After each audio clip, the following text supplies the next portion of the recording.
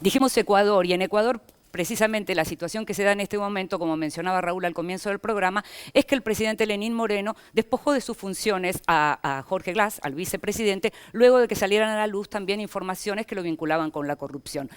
El enojo del expresidente Rafael Correa con el actual presidente Lenín Moreno venía de antes. Con el tema de Glass, esto se enrareció aún más, aunque Correa está fuera del país. Vemos un informe y lo analizamos.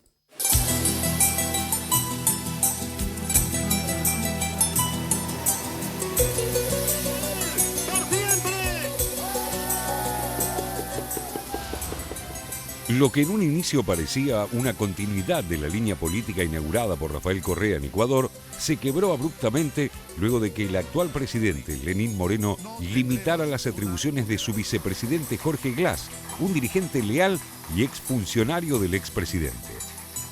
La medida, aunque constitucional, es inédita y se disparó por el avance de varias causas de corrupción que hicieron temblar al oficialismo de Alianza País. Glass fue vicepresidente de Correa entre 2015 y 2017 y manejó los llamados sectores estratégicos de la economía como petróleo, minas, energía, telecomunicaciones y medio ambiente. En un acto público, Moreno admitió que las investigaciones y delaciones en el caso de los sobornos de Odebrecht apuntan a su compañero en el Ejecutivo.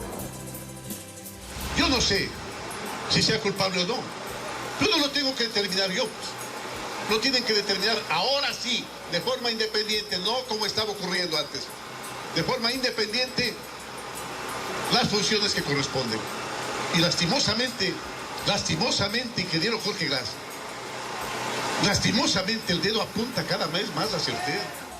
La suspensión de funciones a Glass se dio luego de que el vicepresidente difundiera una carta en la que acusa a Moreno de pactar con la derecha. En uno de sus párrafos, afirma que hoy se sientan las bases para un estado de corrupción al pactar con personajes nefastos de la historia nacional como los Bucaram.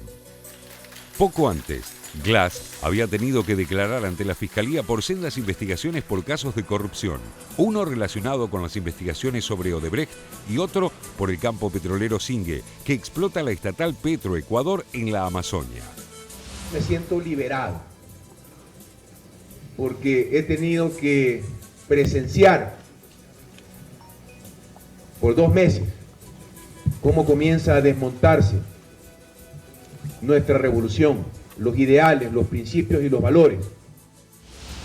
La Fiscalía General informó que investiga a más de una veintena de exfuncionarios y también a otros actuales, incluido el vicepresidente, por las presuntas irregularidades.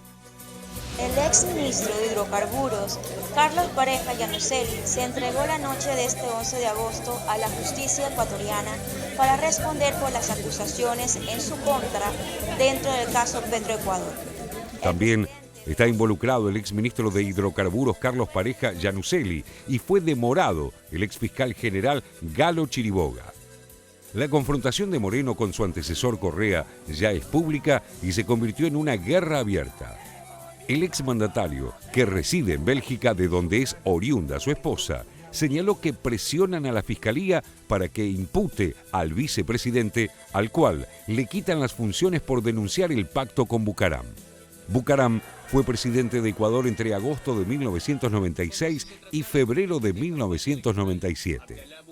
El Congreso lo declaró incapacitado mental para gobernar y lo destituyó, pero también tiene causas pendientes por corrupción.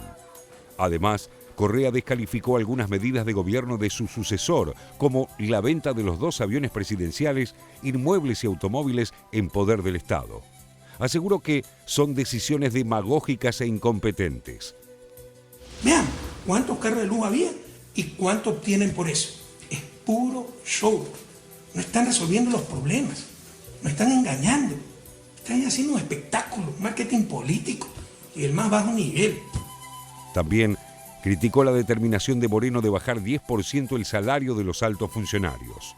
Poco antes, Moreno había reconocido que la situación económica en que encontró el país es crítica, por lo que es necesario, dijo, poner en marcha acciones de austeridad como la reducción del gasto público. Según el actual mandatario, la economía del país se encuentra en crisis desde 2015 debido a la reducción del precio del petróleo, los bajos precios de las materias primas, la apreciación del dólar y los devastadores efectos del terremoto de abril del año pasado. Siempre transitando esa línea diferente a la de Correa, Moreno se reunió a pocos días de su asunción con líderes de la oposición, devolvió la sede a la Confederación de Nacionalidades Indígenas del Ecuador, que le había sido quitada por el gobierno anterior, y despidió a directivos de los medios públicos considerados cercanos a Correa. La recuperación de la economía es aún leve y para lograr que sea permanente, sostenida, requerimos del esfuerzo de todos, con acciones económicas creativas y, repito, siempre pensando en los más pobres, saldremos adelante. Moreno, sin embargo, consolida su estilo individual y su gestión, ya que según la encuestadora Cedatos Gallup, tiene una aprobación de gestión del 70%, 20 puntos más de lo que tenía al llegar al poder el 24 de mayo de 2017. Esta distancia con Correa también se evidencia en que el presidente tiene en estudio varias alternativas para superar el modelo de extracción de recursos naturales que fue uno de los ejes de la economía en el gobierno anterior. En este sentido, siguen las negociaciones con los pueblos indígenas, que son los primeros afectados por el extractivismo, lo que los enfrentó a Correa. Antes, el delfino, el elegido, y hoy, iniciando un nuevo estilo de gobierno, Lenín Moreno no solo deberá sortear los desafíos del poder, sino que también tendrá que desactivar la por ahora intensa sombra de Correa sobre sus acciones de gobierno.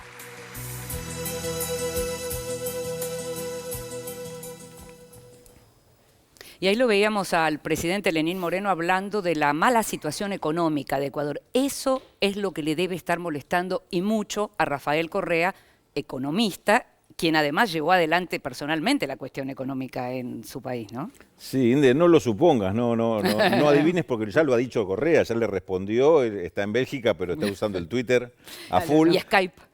Y le ha respondido justamente sobre este tema, digamos, que los datos que da Lenín Moreno dice que son falsos, que está haciendo una reinterpretación, y yo creo que está haciendo una reinterpretación de Lenín Moreno de la crisis económica que evidentemente Ecuador está viviendo, con los conflictos que ha tenido por la baja del precio del petróleo, por una economía que sigue dependiendo mucho de los minerales y del petróleo, por baja de materias primas que también son productos exportables, por lo que provocó el terremoto de abril del 2016, que también fue un costo muy alto, pero la diferencia está en hacer la lectura que el déficit fiscal es demasiado elevado, que el gasto público es extremadamente dispendioso, y ese tipo de ajustes no es lo que decía Lenín Moreno en campaña. Hay una lectura que, si se quiere, para los conceptos que manejamos, más neoliberal de parte de Lenín Moreno, y en esto ya esto me parece que encaja en una corriente que está ocurriendo en toda la región. Cambios de mirada en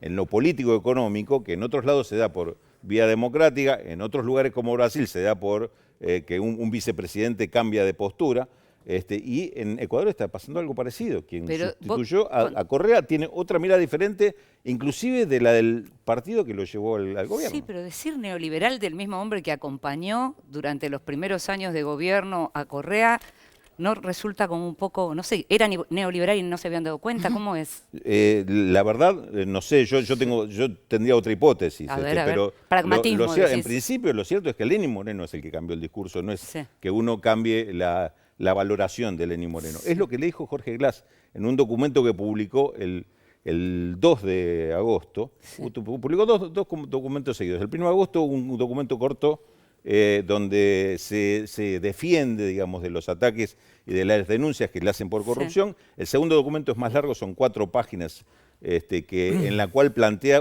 todo un cuestionamiento a Lenín Moreno, diciéndole las medidas que está tomando no tienen nada que ver con la política de la Revolución Ciudadana. Es una traición a los principios de la Revolución Ciudadana. El 3 de agosto la respuesta de Lenín Moreno es desplazarlo de sus funciones. Tuvo directamente que ver con esta postura política.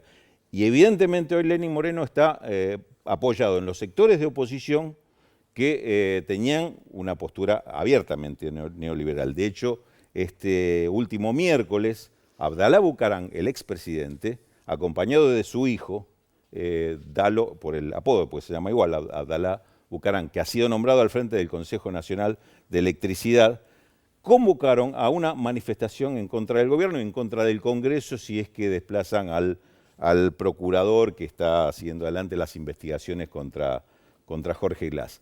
Es decir, tomó esa posición, inclusive convocó a Lasso, el ex candidato presidencial, a Nebot, que es el alcalde de Guayaquil, otro referente fuerte de la oposición de derecha, a que marcharan juntos, como dijo Abdalá, los sectores honestos nos tenemos que juntar para pedirle al gobierno que tome una postura y haga los cambios que todos creemos que deben hacerse. Es decir, dejemos de lado las elecciones, fueron hace pocos meses, dejemos de lado las elecciones y nos juntamos y le decimos al presidente qué es lo que debe hacer. Demasiado poco tiempo, ¿no, José? Sí, a ver, hay siempre un problema en la procesión, en la tramitación de la sucesión, digamos. Lo que sorprende en este caso es la velocidad con la cual se crea este conflicto entre el líder y el que era hasta hace 2 minutos su delfín. Yo le sumo, yo coincido con buena parte de lo que dice Raúl, registro un giro por lo menos discursivo y en algunas medidas puntuales en la política económica del nuevo gobierno de Ecuador. Efectivamente hay una discusión acerca de la herencia del correísmo, si la herencia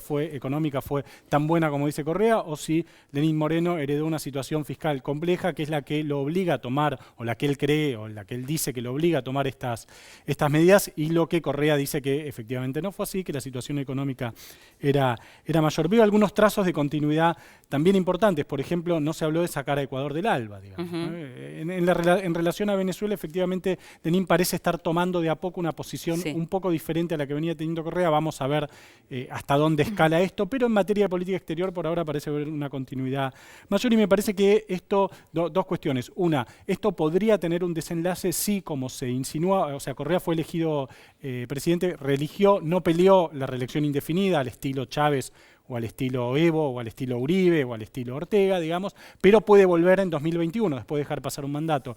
Circula por Ecuador la idea de que se podría convocar un plebiscito para prohibir una nueva reelección, lo cual ya ahí sí sería una guerra directamente abierta entre Lenín Moreno y Correa, al cual se le estaría vedando democráticamente la posibilidad de volver. Y un último comentario, que me parece que este tipo de cuestiones tienen este cariz tan personal porque no hay atrás una organización política firme que procese estos cambios. Hay otros casos de presidentes del mismo partido que tienen disidencias entre sí. Tenemos uno acá a la vuelta, que es en Uruguay.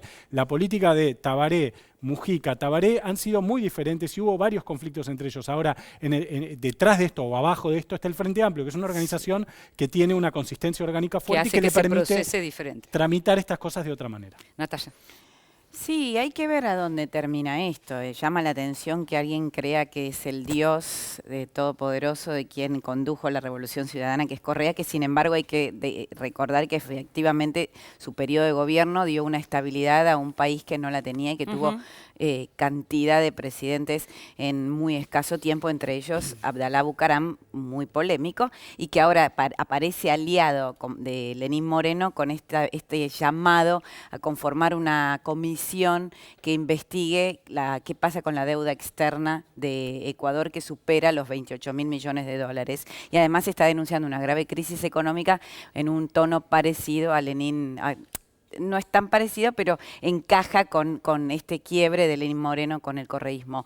Pero yo sí creo que hay una diferencia en política exterior y empieza a diferenciarse incluso del ALBA. Que Lenín Moreno haya decidido considerar a Venezuela en graves problemas, en un tema de violencia por parte del gobierno y que considere que lo mejor para ese país es la democracia directa, está haciendo una fuerte diferenciación. Y además, en las últimas horas se dio por terminada la misión de los embajadores que venían del gobierno anterior en Venezuela y en Venezuela y en Cuba. Atención, este es otro gesto de diferenciación de Ecuador del ALBA, ¿no? Jorge. Hay dos datos que son importantes. Uno es que hay acusaciones contra Jorge Glass por presunta corrupción. Petrochina, por ejemplo, ha intervenido en Venezuela, ha desembolsado fortunas y no se sabe muy bien a dónde fue ese dinero. Y Odebrecht, otra vez. La trama Odebrecht que también salpica a Ecuador. Y el otro dato es que Lenín Moreno mandó su presupuesto al Congreso. Ese presupuesto prevé 4.700 millones de dólares de déficit, un crecimiento del 0.7% y un barril de petróleo a 41 dólares con 69 centavos.